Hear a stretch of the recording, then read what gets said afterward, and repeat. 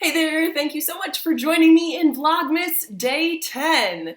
Today's video is going to be another collab with the lovely Mary from Penny's Not Perfection and the amazing Kate from Kate Caden. So we are super excited to be bringing to you our favorite sentimental Christmas items.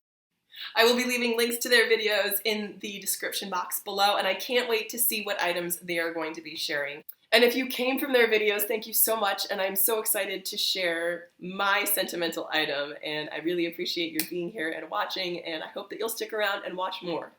So, and if you've already watched the video where they shared their holiday gift guides, then you are in for a treat when you hear about the sentimental items that they're sharing. I know Kate's got something fantastic in store, and I'm sure Mary does too.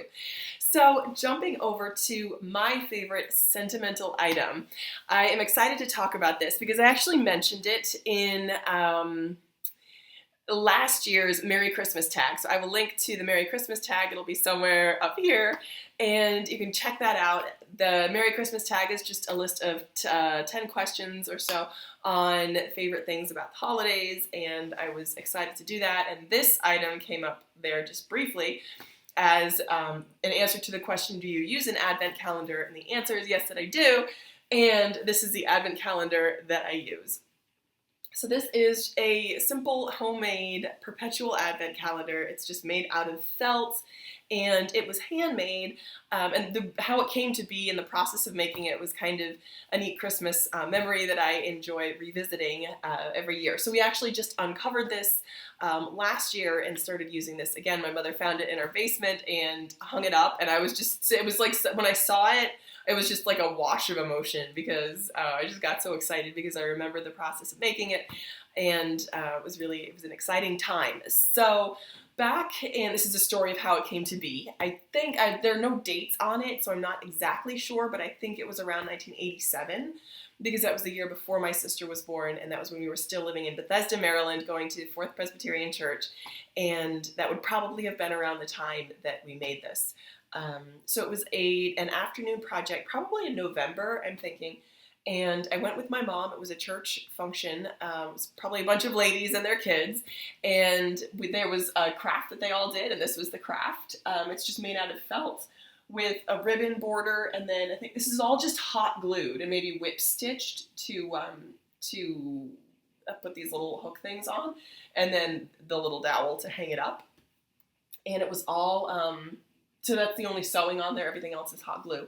And everyone probably made the same. It was one of those, similar to like a Pinterest party it would be now. You have like instructions, and then everyone follows the instructions to get the same craft.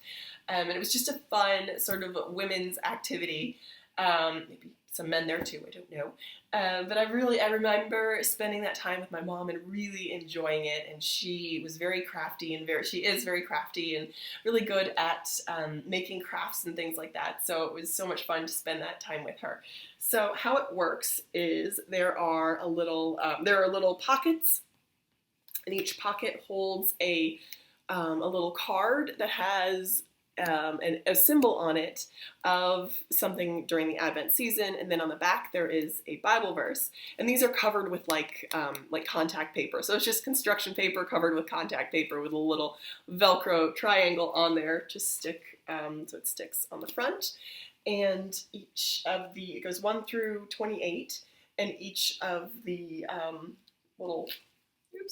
little squares has a Christmas, an Advent scripture in it. So this is a scroll, and for the 10th, the reading is a scroll, Luke 2, 1 through 3, a decree to be enrolled. So that was when Herod gave the decree that everyone had to go back to their hometowns to register, and Mary goes with Joseph, and that's how they end up in Bethlehem. So that is a neat, that's just this is my favorite Christmas item, one of my favorites. I had mentioned the nativity set that I put in my first video where I was decluttering, and that's usually the first thing I put up, and I think that's probably tied for top, my favorite sentimental item, because that's just my favorite item, period. But this is really my favorite sentimental item, just because looking at it brings back so many memories, and I can remember the whole process of making it, and it's just a really special time. It was a really special, it is, I mean, it was a really special time, and that memory now is super special. And it's a reminder to me to maybe take the time out to do those things that maybe might take a little bit of time, but are totally worth it in the end. So this wins the award for my favorite sentimental item. So it's kind of a little extra. I'm going to share some other sentimental items that I love. Oops, a little the Velcro bits are falling off, but they've held up remarkably well for being like 30 years old, more than 30 years old. So I'm going to put this back. So I have a few other, three other items that I'm going to share as far as sentiment goes, because these are also some of my favorite sentimental items. So that are a little bit more recent in memory. So in 2017, I went on a trek to Nepal with Mountain Child. So Mountain Child is an adventure tourism company dedicated to contributing 100% of their proceeds back toward Nepal's impoverished communities and the communities in the Himalaya valleys. So this was kind of an amazing opportunity that just sort of fell into my lap to go on this awesome trek. And to sort of support the work of this organization that is really committed to lasting change in the Himalaya region. It was not on my radar at all, or something that I would have looked for, but the people that were going were just awesome people. It was led by a man from my church who is a human rights lawyer, and is just an awesome person. He and his wife both work in human rights advocacy in India and the surrounding areas. So that's her background, and they both work here in the States, but they're committed to sort of a global perspective and global aid and humanitarian work. So they're just amazing people, and he was leading a trip, and he asked me if I would be interested, and I didn't know if I was physically up for the challenge, but he was just incredible and encouraging me and really helping me train for that trek, and it was just, it was an awesome experience.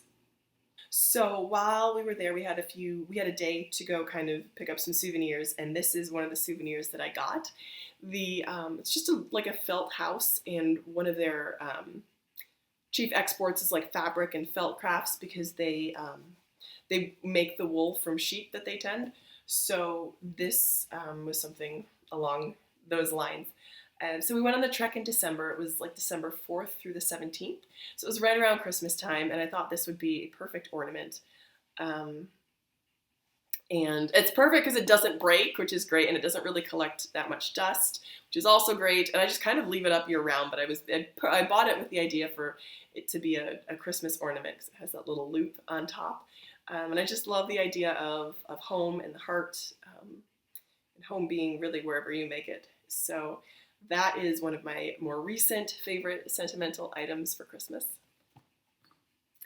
Other items that I really love are these two snowmen, and these were handmade by my aunt, who's an amazing artist, and I want to say maybe 2013. She made them in maybe 2013, and they're so cute, and I really love snowmen because I like the movie The Snowman, Raymond Briggs cartoon. And I like snowmen, and what they represent, this sort of fleeting season that comes and goes, and just the memory of that season. So they're another item that I really love, and they're so pleasing to look at and hold. They're just very like smooth and sculpted. So her name is Mary Lazarus, and I think she has an Etsy shop. If you'd like to order them, I'm sure I can put you in touch with her. They're light, they're easy to carry. They're about this size. And she's an amazing artist, and I love having them out for Christmas time. I usually put them with my wooden nativity, these little wooden snowmen. I just really love them, and they feel like the holidays to me, and kind of make it seem more Christmassy. So that's what I have for you for my Christmas, my favorite sentimental items and the wonderful memories that they represent. So thank you so much for joining me, and please remember to check out Kate and Mary's videos as well. I can't wait to see what they're sharing and the stories behind their items. As always, I thank you so much for watching, and if you came from their videos, I thank you so much for watching my video. and hope that you will stick around and you will keep watching me as well. So thank you so much, and I hope you'll keep watching. Bye.